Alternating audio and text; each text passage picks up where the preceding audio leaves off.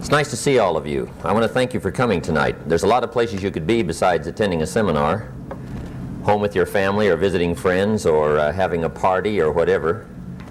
But you've chosen to be here tonight, and I appreciate that very much. I keenly feel two responsibilities, and I'm sure you can guess what those are. Number one is to make sure you get your money's worth, right, when you shell out your hard-earned cash. And I know the money for the seminar is not the end of the money. Right, by the time you take your family out to dinner and hire a babysitter and put gasoline in your car, right, the tab keeps going up. And by the time you add it all up, it's fairly substantial. And when you spend your hard-earned cash, you want to make sure you get your money's worth. So hopefully by the time we finish tonight, you'll have your money's worth. But I think I have a bigger responsibility, and that is to make sure you get your time's worth. And I say that because time is more valuable than money. You can get more money, right, but you can't get more time. When you spend a day, you've got one less day to spend. So if somebody has the audacity to ask you to spend one of your evenings, they darn well better have something important, right? An evening is a chunk of your life. I wouldn't waste one of my evenings for anybody. Not anymore, once I discovered how valuable they were.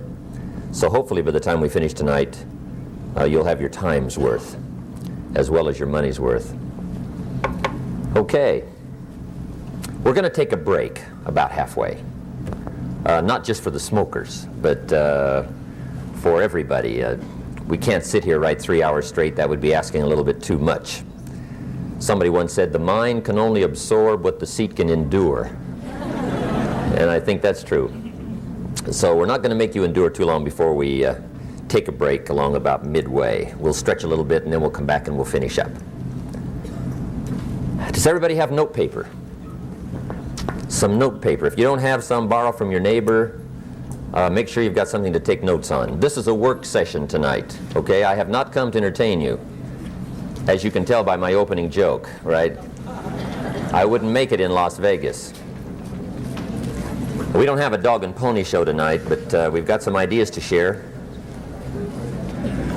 I'd like to have you capture them.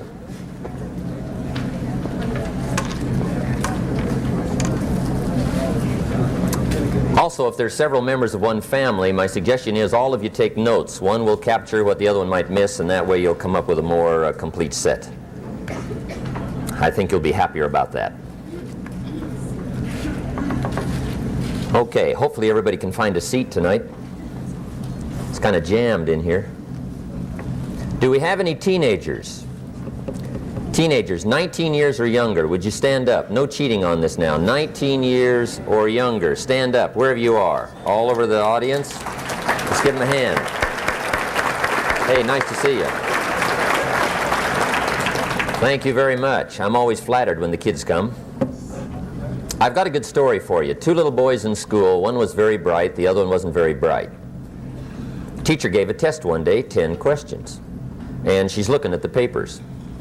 To her surprise, the little boy who isn't very bright has answered 9 of the 10 questions. Perfect.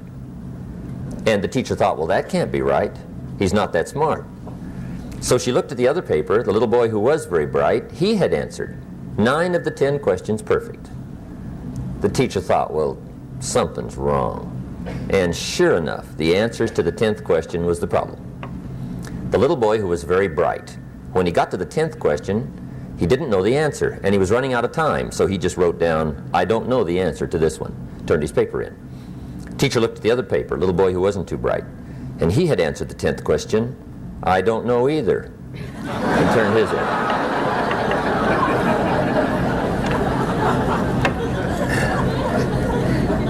Which means don't cheat, I guess, right? It never works out well. Okay. The ideas I want to share with you tonight, I started listening to at age 25, at a time in my life when I needed some additional ideas to help get my life straightened out and headed in a little better direction. I got off to a pretty good start up in Idaho farm country, where I was raised, southwestern corner of Idaho, little community of 4,000 or 5,000 people. In fact, my parents still live in the same little community where I was raised. I was just up to visit them last week. And they're doing extremely well. My father's 79, my mother's 73. And they're still very busy, very healthy, got all kinds of projects going. Unbelievable. Land development, they're making money. I can't believe them. They've been a great example for me. They bought some property not long ago, signed up for a 30-year loan. I got to be impressed. I was up to visit them last year. We had a big party one evening, lasted till about 2 o'clock in the morning, celebrating. And it was time to celebrate. My parents had bought gold at $125, and they were cashing in a big share of it at $680. And if you get to buy at $125, cash in at $680, you got to celebrate. So celebrate we did. But anyway, that's where I got started. I went to high school and graduated. I went to college for a year and a half, and I quit. Decided I was smart enough, and got me a job and went to work to see if I could make all of my ambitions come true. A couple of years later, I met a very beautiful young lady, and I put probably my finest sales presentation on her. I promised her wealth and fame and fortune and world travel and all those good things. I said it will probably be the finest decision of your life to marry me. And she bought that story, fortunately for me. And we got married, and I'm continuing to work hard to see if I can't make all these dreams and promises come true. Well, 2 or 3 years after I'd gotten married, it didn't look like my new bride had made such a wise decision. I'm now starting to struggle. I'm not destitute, but it isn't working quite like I had promised. I'm looking at my paycheck on Friday, $57, and that isn't quite what I'd promised. And already I had fallen into the someday honey routine with my wife. Right? Someday, honey, you won't have to sit on this old furniture. Someday, honey, you'll have a car of your own. I had already someday honeyed myself into trouble. Well, now I'm wondering, what should I do? I'm struggling, I'm behind. Money's one of my problems. I got far too much month at the end of the money, if you've ever had that problem. I remember one time losing a $10 bill, and I was physically ill for 2 days. Over $10. And of course my friends tried to be cheerful, right? They said, look, maybe some poor person that needed it found it. But I'm willing to admit to you that that really didn't help. At age 25, benevolence had not yet seized me. You know, I'm the poor person that needs to find $10, not lose $10. But that's where I was. I thought, well, maybe I should go back to school. I've got 1 year of college, doesn't look that good on an application. But I'm 25, I'm married, now my family's starting. I'm already working. And going back to school seemed like kind of a tough decision.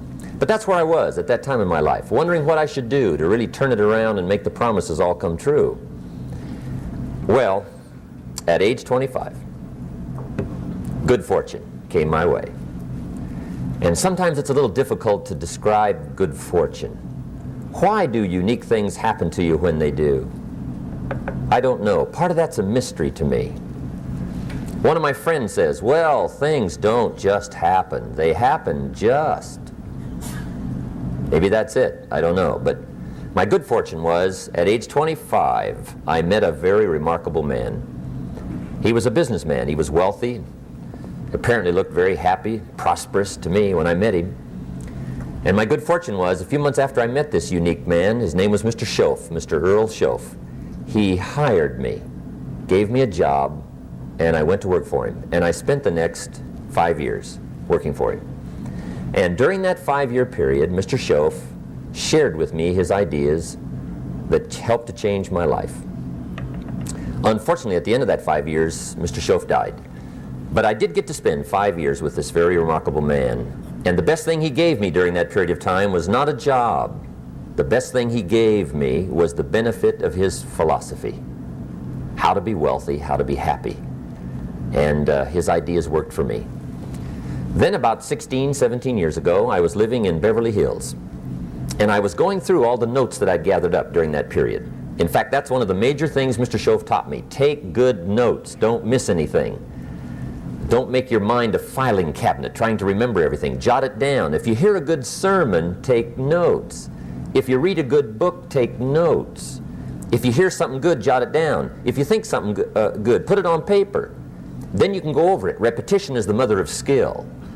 And someday those ideas, if you repeat them often enough, they'll take root and start to grow.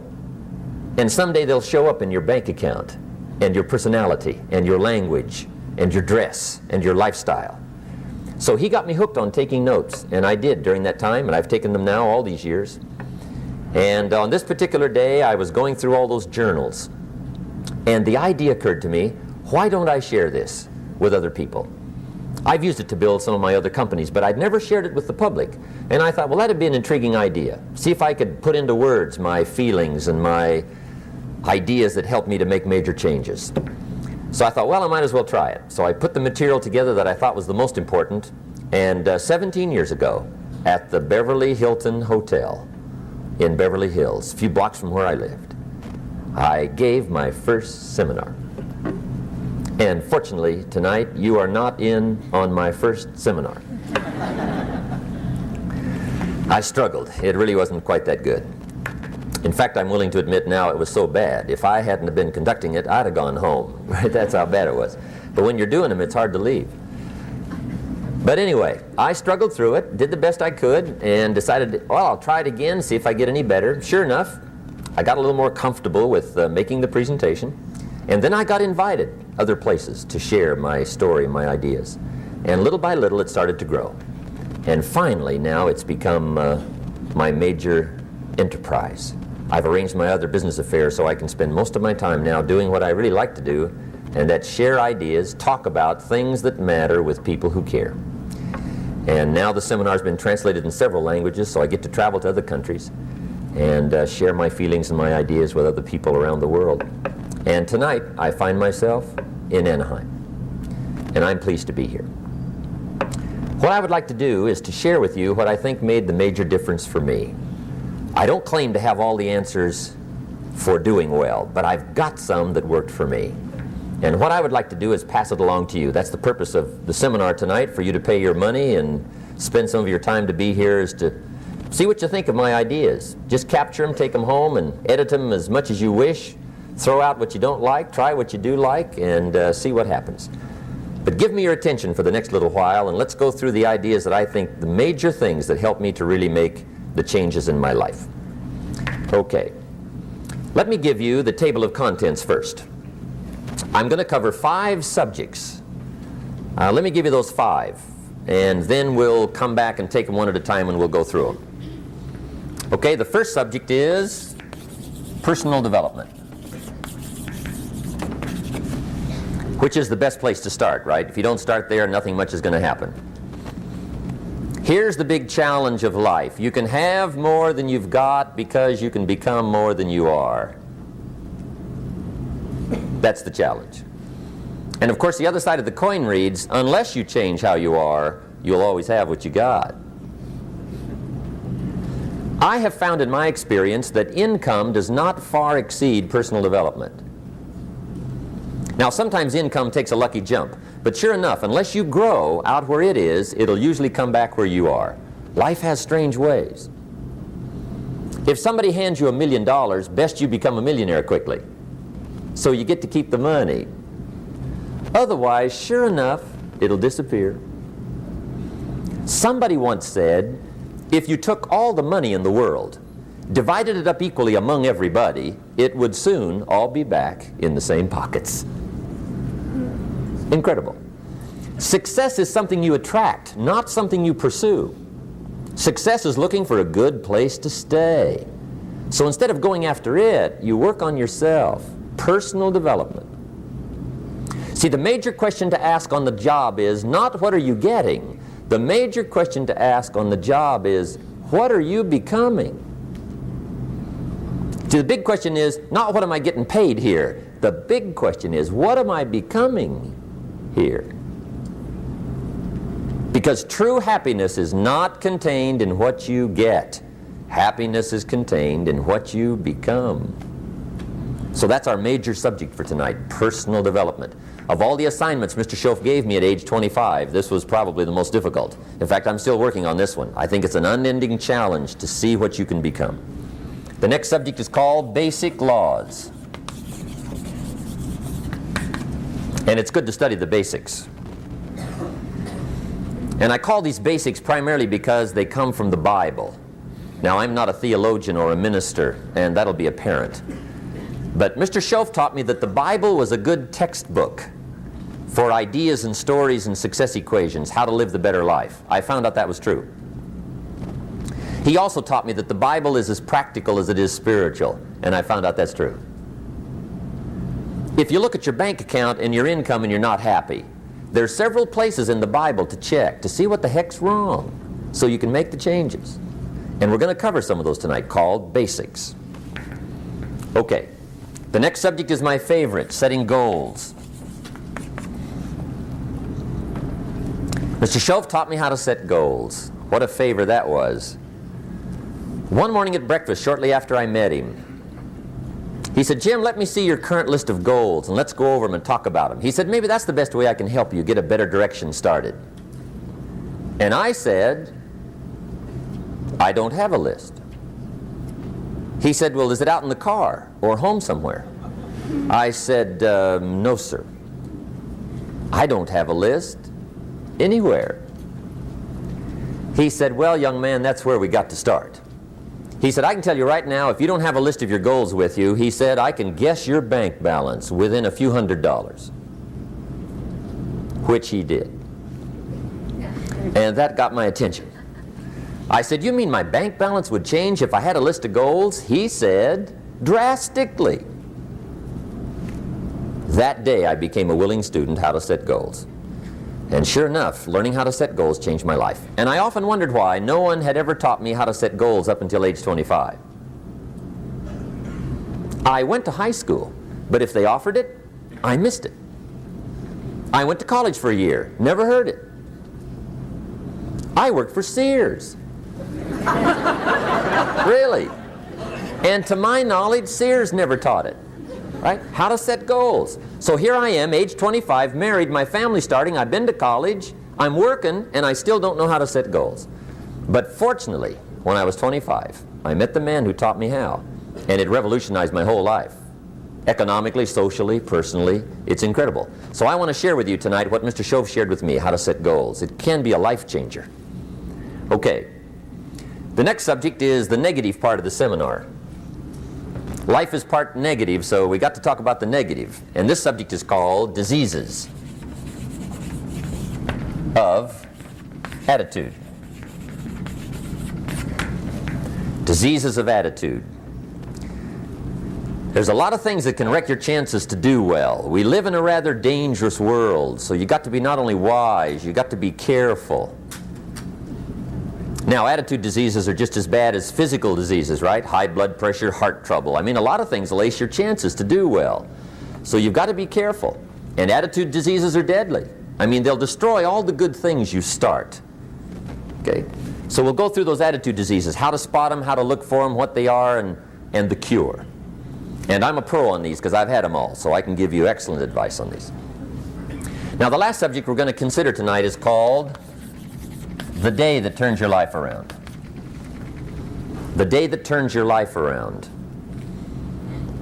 And under this subject, we're going to talk about the emotions that can change your life. Human beings are emotional creatures, and emotions are powerful for life change. Now, of course, emotions are so powerful they can go either way on you. Emotions can either build or destroy.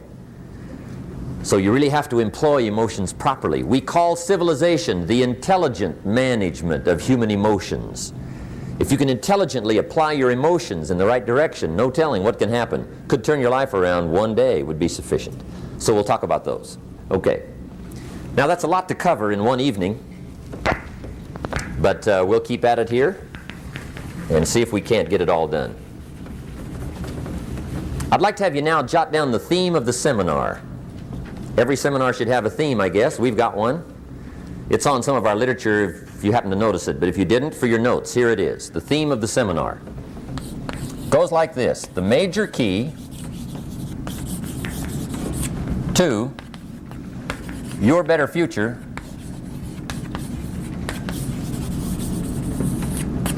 is you. That's the theme of our seminar tonight. The major key to your better future is you. And I'd like to have you underline 2 words just to give it some added punch. Underline the word major and the word you, so that it reads, the major key to your better future is you. Now, my first suggestion is transfer this to a card or something where you can put it up, where you can see it every day.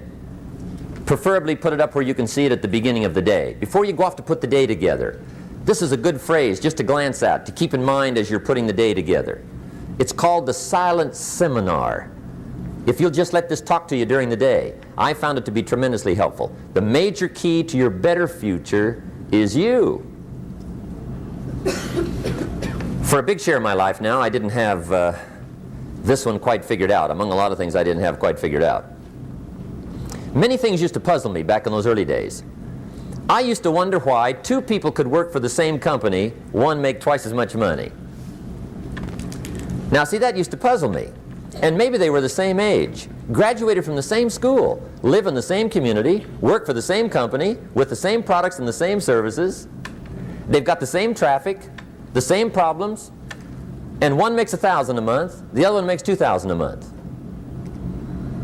Now that was my puzzling question. Why would this long list be the same and the money twice as much? I asked, what's the difference between $1,000 a month and $2,000 a month? And I don't mean $1,000 a month, right? I could figure that out. But what makes the difference? Why would one person do twice as well, 3 times as well? Speaking economically. Now, I know there's more than one way to do well. I understand that. But in this little narrow area called compensation, what's the difference? Well, back then, with my faulty thinking, I'm trying to reason it out. I thought, well, maybe time makes some of the difference, right? Some people do better because they have more time. I used to say, Harold ought to be able to do well. He's got a lot of time. If I had all of Harold's time, I could do well. Now, that's got to be dumb, right? Number one, you can't get somebody else's time. A guy says to me one time, he says, you know, if I had some extra time, I could make some extra money. I said, then forget it. There isn't any extra time. Hey, when the clock strikes 12 midnight, that about wraps it up, right? I mean, you can look around the gongs there for a little more, but it's over. You say to the guy, what are you doing? He says, I'm looking for extra time. See, they'll come and take you away, right? There isn't any more time. Now, if you can't get more time, which you can't, what could you get more of that would make a difference in economic results? And here's the key word. Make it a part of your notes. We're going to consider it tonight. The word is value. And I have a little phrase for your notes. Value makes the difference in results. Value makes the difference. You can't get more time, but you can create more value. Now, here's the first lesson of economics. Everybody should learn it from the time they're old enough to understand what a dollar means, how to earn one, how to get one, how to keep one, what to do with it. First lesson of economics. We primarily get paid for value. That's lesson 1. Bringing value to the marketplace, that's how you get paid. You don't get paid for the time. I know it takes time to bring value to the marketplace, but you get paid for the value, not the time. Now, since that's true, here's one of the key questions of the evening. Is it possible to become twice as valuable at the marketplace and make twice as much money in the same time? Could you become 3 times as valuable? Make 3 times as much money in the same time? Is that possible? The answer is yes, if. And it's always if, right? Life is known as the big if. Harry Truman once said, life is iffy. How true. And here's the big if we're going to consider it tonight. It's possible to do much better at the marketplace if you go to work primarily on yourself. And that's the theme of our seminar tonight. learning to work primarily on yourself. People have asked me for the last 24 years, how do you develop an above average income? And the answer is, become an above average person. Develop an above average handshake. Some people want to be successful, they don't even work on their handshake. As easy as that would be to start on. They let it slide, they don't understand. Develop an above average smile. Develop an above average excitement. Develop an above average interest in other people. Develop an above average intensity to win. See, that'll change everything. Probably one of the most frustrating experiences in life is looking for an above average job with above average pay without becoming an above average person. It's called frustration.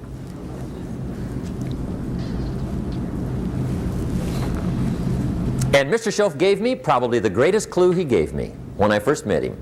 He said, Jim, if you want to be wealthy and happy the rest of your life, just learn this lesson well. He said, learn to work harder on yourself than you do on your job. That was it. The beginning of the philosophy that helped to change my life. Work harder on yourself than you do on your job. When he said that, I suddenly understood why I was broke. I was a hard worker on my job. If anybody would have asked me, age 25, Mr. Roney, you a hard worker? I'd have said, yes, I'm a hard worker. Check my record. I work as hard as anybody. And that was true. I was a hard worker. I really was. But see, that was my problem. I was working hard on my job, but I wasn't working hard on myself. And that was my reason for lack of progress.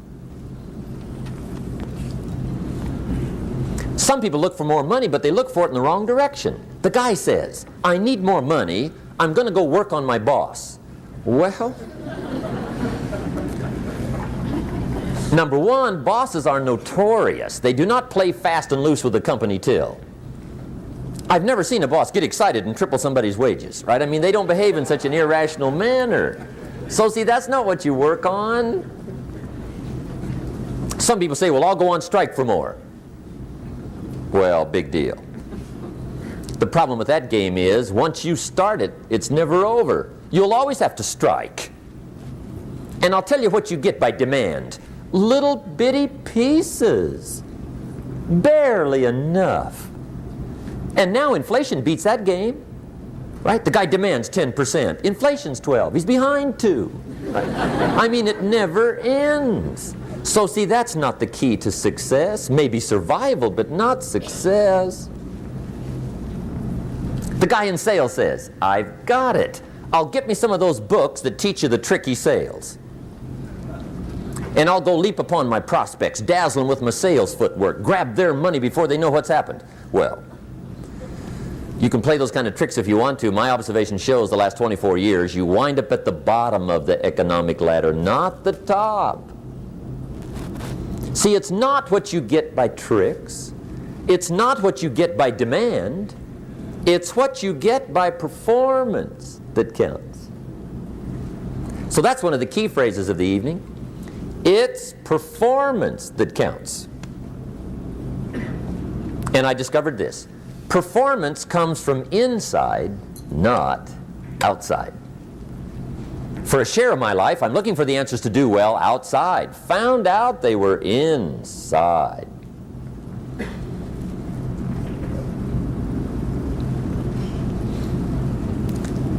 Then Mr. Shoaff gave me probably one of the most important clues among so many things he taught me. But this was in those early days.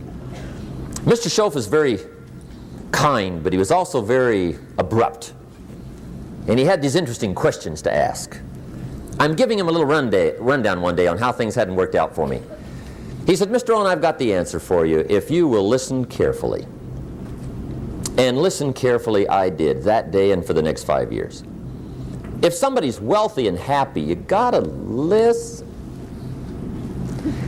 He said, Jim, I've only known you a short time, But he said, it's already my honest opinion that for things to change for you, you've got to change. That wasn't quite the answer I was looking for.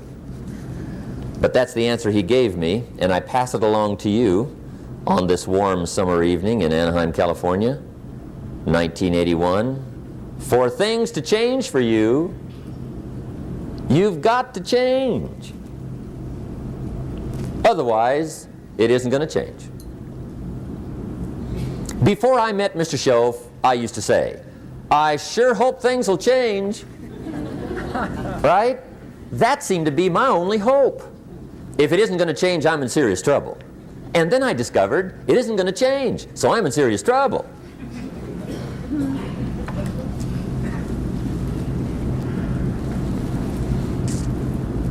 See, I can tell you what the 80s are going to be like. You have dropped into the right place. I did a seminar one time for Standard Oil executives and management in Honolulu. And we're having a conference one day on this big conference table. And one of them said to me, Mr. Rohn, you know some fairly important people halfway around the world. What do you think the 80s are going to be like? I said, gentlemen, I do know the right people. I can tell you. So they all listened very carefully. And I said, gentlemen, based on my wide experience, I can really honestly say to you, in my opinion, in the 80s, it's going to be about like it's always been. Aren't you glad you came? That's inside. I don't pass that around just everywhere. Now, of course, I said that to make a point, but I also said it because it's accurate. It's going to be about like it's always been. It isn't going to change. The tide comes in and then what? It goes out. For 6,500 years that we know of, recorded history, and probably long before that. So it is not going to change. It gets light and then what? It turns dark. 6,500 years. See, it's not likely to change. And we're not to be startled by that. And if the sun goes down, the guy says, what's happened, what's happened? It means he hasn't been here long, I guess, right? It always goes down about this time. The guy says, well, I don't like that arrangement. Well, you got to talk to somebody besides me, right? It gets light, then it turns dark. In rotation, the next season after fall is what? Winter. Pray tell, how often does winter follow fall? Every year regularly for the last 6,500 that we know of. See, it is not going to change. Now, some winters are long, and some are short, and some are hard, and some are easy, but they always come right after falls. It isn't going to change. Sometimes you can figure it out, sometimes there's no way to figure it out. Sometimes it goes well, sometimes it gets in a knot. Sometimes it sails along, sometimes it gets in reverse. See, that's not going to change. The last 6,000 years reads like this: opportunity mixed with difficulty. That's how it reads. It isn't going to change. The man says, well, if it isn't going to change, how will my life ever change? Answer, when you change. And whether I'm talking to high school kids or business executives, my message is always the same. And it goes like this: the only way it gets better for you is when you get better.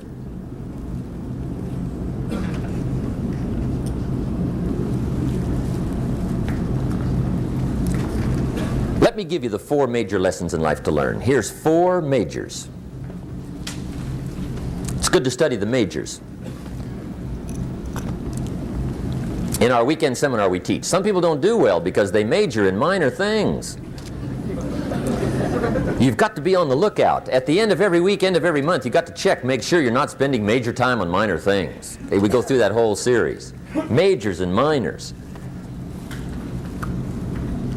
Now, let me give you 2 phrases before we get to the 4 majors. This will set it up and you'll see where I'm going. 2 key phrases for your notes.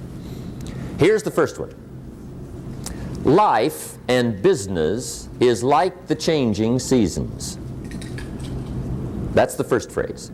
Life and business is like the changing seasons. One of the best ways to describe life, it's like the seasons. Frank Sinatra sings, life is like the seasons. Now here's the second phrase. Very important. You cannot change the seasons, but you can change yourself. You can't change the seasons, but you can change yourself. And see, that's how life gets better for you, not by chance, but by change. Now, here's the 4 major lessons in life to learn. I've got my first book finished, came out a couple of weeks ago. This is in it, the 4 major lessons in life to learn. Here they are. Number 1, learn how to handle the winters. That's lesson 1. They come right after falls with regularity. Some are long and some are short and some are hard and some are easy, but they keep coming. You must learn to handle the nights. They come right after days. You must learn to handle difficulty. It comes right after opportunity. You must learn to handle recessions. They always follow progressions for the last 6,000. See, it isn't going to change. The lesson you must learn is how to handle it. And there's all kinds of winters, right? The winter when you can't figure it out. The winter when it all goes smash. The winter when it turns belly up. The winter when it won't work, when you've run out of money and you've got a broken heart. See, those are winter times. There's all kinds. Economic winters, social winters, personal winters. When your heart is smashed in 1,000 pieces and the nights are unusually long, your prayers seem to go no higher than your head. It's winter time. Barbra Streisand sings, "It used to be so natural to talk about forever, but used to be's don't count anymore. They just lay on the floor till we sweep them away. You don't sing me love songs, and you don't say you need me, and you don't bring me flowers anymore." A song of winter. But see, the disappointments come. Those are normal. That's part of life. But the question is, how do you handle it? How do you handle the coming winters and the disappointments and the down times? Well, you can't get rid of January by tearing it off the calendar. But here's what you can do. You can get stronger, you can get wiser, and you can get better. The winters won't change, but you can. And that's how life changes for you. See, before I understood, when it was winter, I used to wish it was summer. I didn't understand. When it was hard, I used to wish it was easy. I didn't know. And then Mr. Shoaff gave me a part of his very unique philosophy when he said, "Don't wish it was easier, wish you were better." See, that triggered my whole life change. Don't wish for less problems, wish for more skills. Don't wish for less challenge, wish for more wisdom. That's the key. So that's lesson 1, learn how to handle the winters. Here's lesson 2, learn how to take advantage of the spring. That's the second one. Spring is called opportunity. And spring follows winter. What a great place for it. If you were going to put it somewhere, that'd be the place to put it, right after winter. And pray tell, how often does spring follow winter? Every year with regularity, 6,000. You can almost count on it. See, opportunity always comes. Days follow nights. Isn't that terrific? Opportunity follows difficulty. But here's what you must learn to do. Underline these 2 words in that key phrase. Take advantage. Underline those 2. You must learn to take advantage of the spring. See, just because spring rolls around is no sign you're going to look good come fall. You got to do something with it. In fact, you have to get good at one of 2 things in life. Planting in the spring or begging in the fall. Or get somebody to do it for you. See, those are about the only alternatives. Now here's what else you must do. Take advantage of the springs quickly, because there's only a few. Just a handful of springs have been handed to each of us. They don't come forever. Life is fairly brief. So you got to read every book you can get your hands on what to do with your springs while they're here. And take advantage, they soon run out. The Beatles wrote, "Life is so short." And for John Lennon, it was extra short. But life is brief. Elton John sings, "She lived her life like a candle in the wind." It's brief. So whatever you're going to do with your life, you got to get at it. Don't just let the springs pass. Here's the third major lesson in life to learn. Learn how to protect your crops all summer. You got to take care of what you start. Sure enough, as soon as you've planted your garden in the spring, the busy bugs and the noxious weeds are out to take it. And here's the next bit of truth. They will take it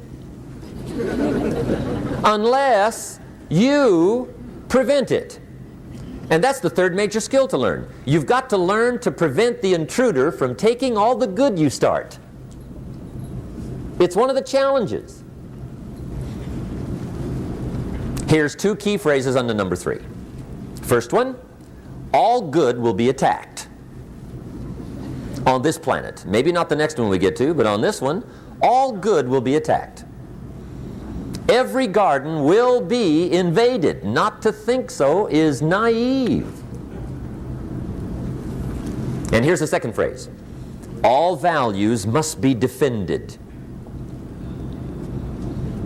Political values, social values, community values, family values, marriage values, friendship values, business values.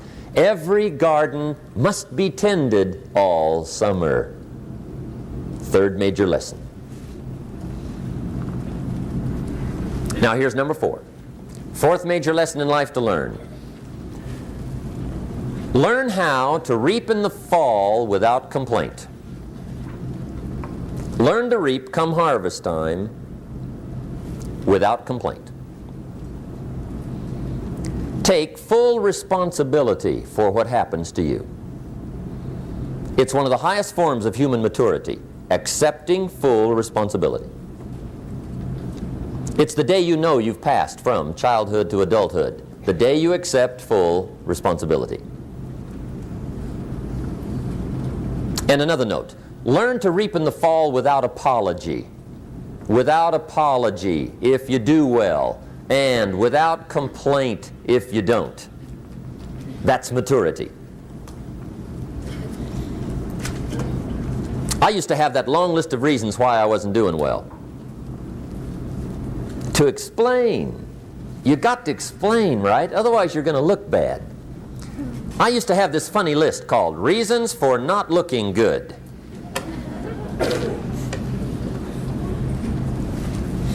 I used to blame the government. I mean, you can believe that or not. It was at the top of my list. I had a lecture second to none. The government. That was on my list. I used to blame taxes. Look what you got left after they take everything.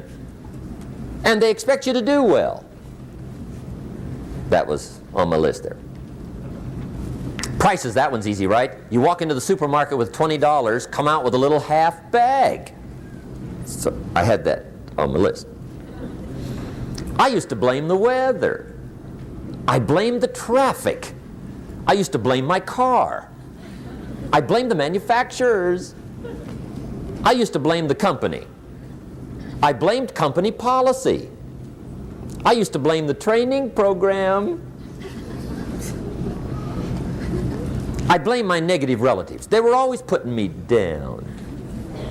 I blame my cynical neighbors. They're just selfish, looking out for themselves. Won't loan you money? They were on my list.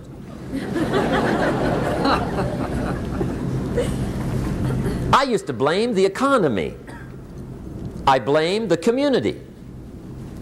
That's a pretty good list for not doing well, isn't it? I thought it was good.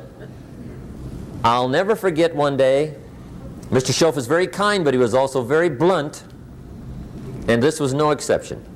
And I'm glad he was blunt. There's a lot of things I'd have missed if he hadn't have been blunt.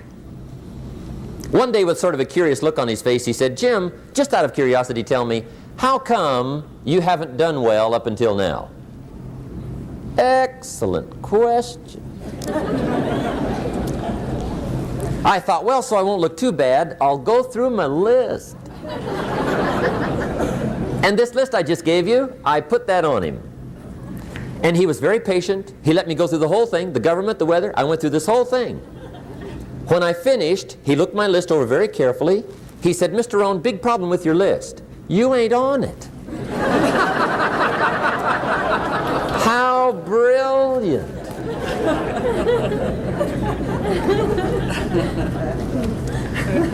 When I went to work for him a few months later, I learned very quickly to tear up my list, reasons for not doing well, and I threw it away.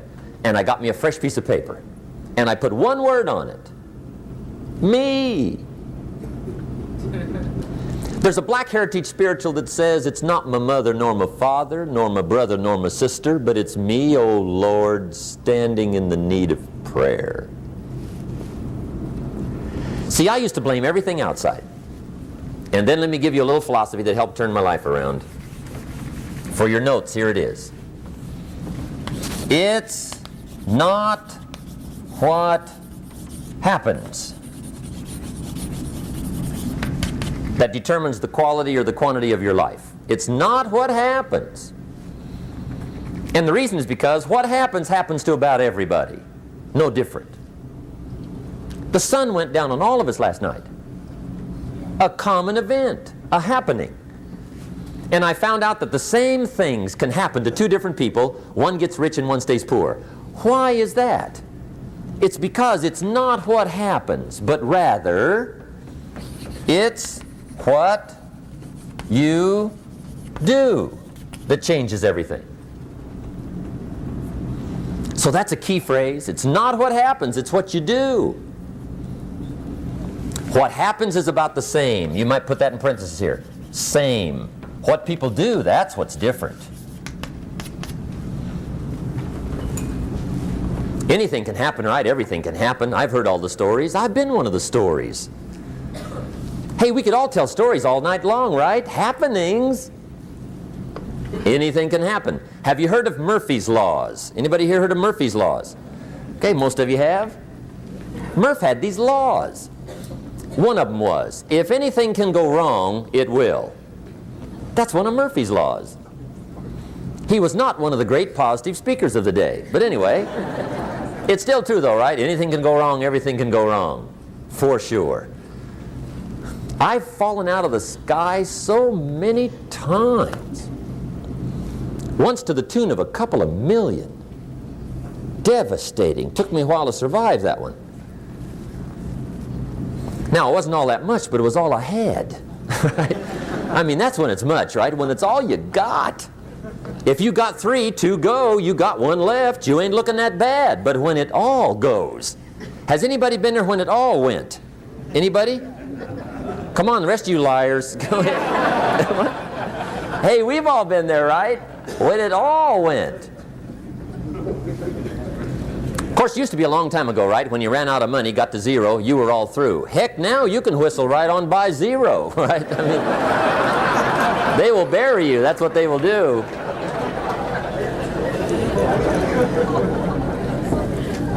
But see, those are the happenings, right? Everything can happen. Anything can happen.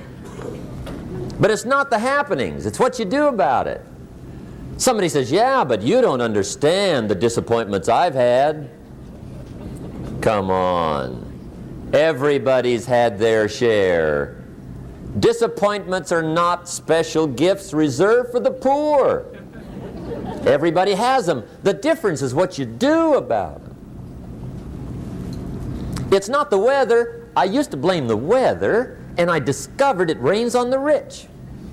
So see, that won't help. 2 men wake up one morning, there's a rainstorm on. One of them looks out his window, sees the rainstorm, and he says, wow, what a storm. With weather like this, they can't expect you to go out and make sales. He stays home. Same morning, the other guy looks out his window, sees the same storm, says, wow, what a storm. But he says, you know what, with weather like this, what a great day to go out and make sales. Most everybody will probably be home, especially the salesman.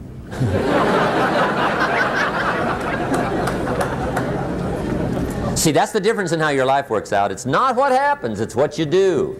So here's one of the key questions of the evening. Starting tomorrow, what are you going to do that'll make a change in your life's direction? Good question. What are you going to do starting tomorrow that'll make a difference? Now see, if you don't do something starting tomorrow that'll make a difference, guess what? It's going to be the same. And see, that way you can guess what the next 5 years are going to be like. Look at the last 5. Because the next 5 are going to be like the last 5 unless you, major key, tomorrow, change it all. Or change a little, or change something, or don't change. It's choice time. You can do whatever you want. But it's nice to know any day you wish you can change your whole life. What can you do starting tomorrow that'll make a difference? Good question. What can you do with economic chaos, massive disappointment?